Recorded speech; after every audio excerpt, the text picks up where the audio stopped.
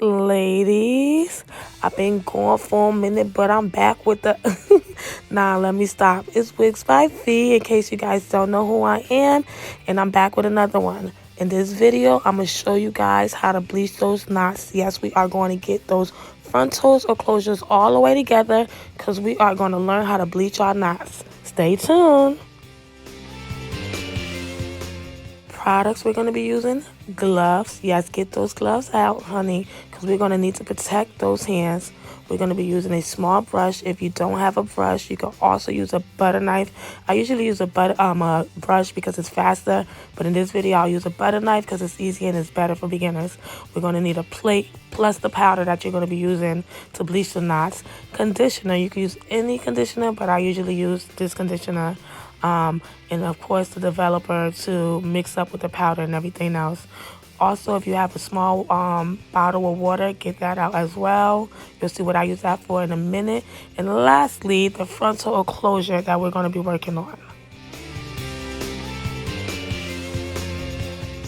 Okay, so the water is a little step that I add. It's kind of extra step or whatever, but it's there to I always spray it on my closure or frontal that I'm working on before I even start bleaching the knots. I get all my little baby hair, all my little strands together, water it down and comb it down, so when I do bleach the knots, that no bleach get in the hair, period. So you can add this step if you want. You don't really have to, but it's just something that I do, and I wanted to share that with you guys. Once all that is done, we are going to position the hair in a way that we are going to be ready to bleach this baby.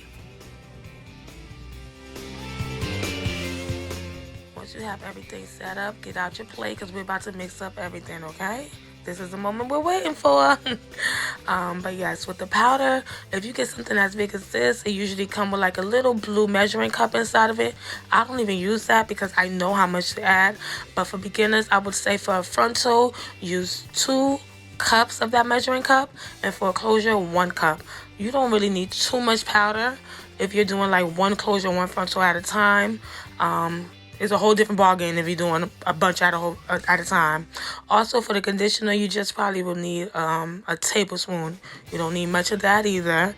In the liquid, maybe 2 or 3 tablespoons. I usually use the 30 developer or the 40 developer. They work perfect when you are bleaching your knots. Believe me, 30 or 40 developer. Next thing, once you get everything in that plate, start mixing everything up. But here's the tricky part. You do not want that batter in the plate to be too liquidy. One of the reasons, that liquid will run through your knots and get on your hair. Like literally get on the hair, and it will look crazy. Believe me, it'll look crazy. You don't want people eyeing you because your edges or your baby hair look crazy. So yes, you don't want it to be too liquidy. I would say you want it to be kind of some type of butter type of paste. Make sure when you'll see what I mean in this video in just a few seconds. You see how I pick it up, how it doesn't drop off the butter knife? That's exactly how you want the paste to look. You want to get that paste just right, ladies. We don't want it to be too hard, but also not too soft. So when we do spread it over that lace, it does so beautifully, so nicely, as you can see that is doing right now. But yes, I was saying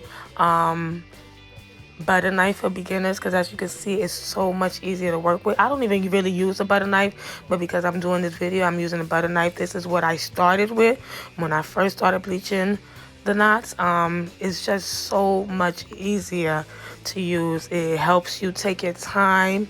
You do your work better when you use a butter knife. So if you don't really know what you're doing, I would say use a butter knife.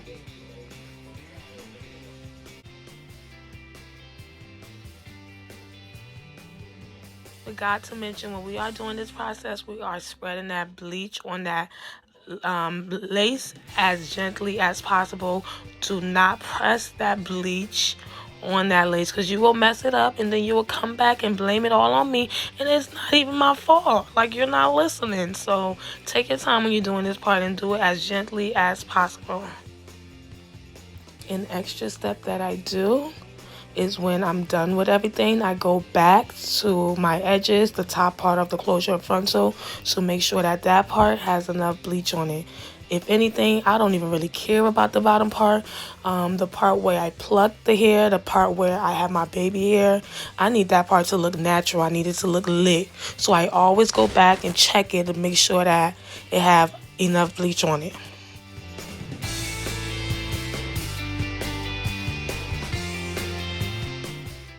Okay, ladies, this is literally like 15 minutes after. As you can see, the bleach is starting to change. The knots are starting to look brown. Here's the thing. I feel like people usually say or give you a time frame on how long you should leave the bleach on the lace before you wash it off. I personally don't agree with that. I feel like every hair is different. Some frontals or closures require up to like 40 minutes, maybe 50 even, where others is like maybe 20-25 minutes tops. This hair in particular was literally 25 minutes. It was changing so fast that after 25 minutes I just washed it out. So I really don't think it's an actual time frame that I can give you where you should leave that bleach on. I would say after maybe 15-20 minutes, just keep checking on those knots to see if it's changing or not. If you think it's changing or if it changed too much, wash it. If not, maybe check on them knots again after like maybe 5 or 10 minutes.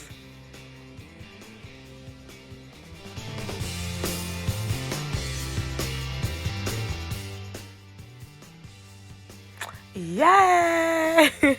Okay, ladies, we are finally at the final step.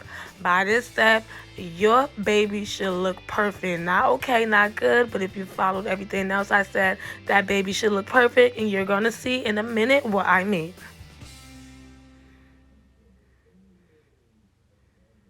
Boom. Do you see that? Not a black dot in sight, like it looks like it's coming out of my scalp. This is how your frontal or your closure should look after you're done bleaching. Like, yes, look at that.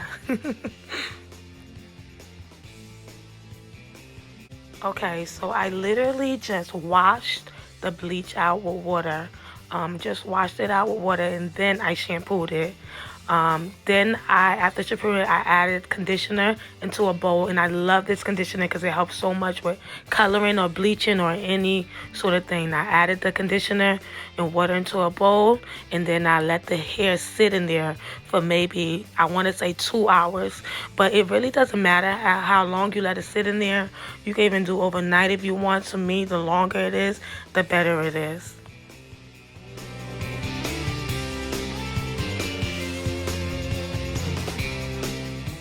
I just wanted to show you guys another close-up look of what we're going for at the end. The whole point of bleaching is to make sure when you put that lace on, it looks as natural as possible. We do not need or we do not welcome black dots over here, okay? So this is how your hair should look like at the end.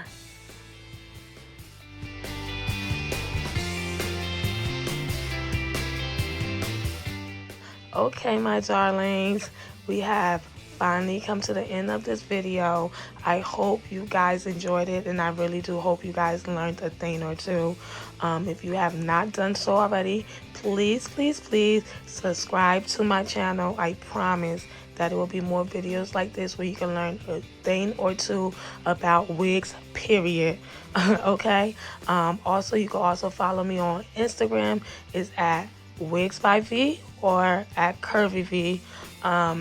And I do wigs for a living. So if you do need me to hook you up with a wig and have you all the way lit, you can always contact me. That information will also be down below.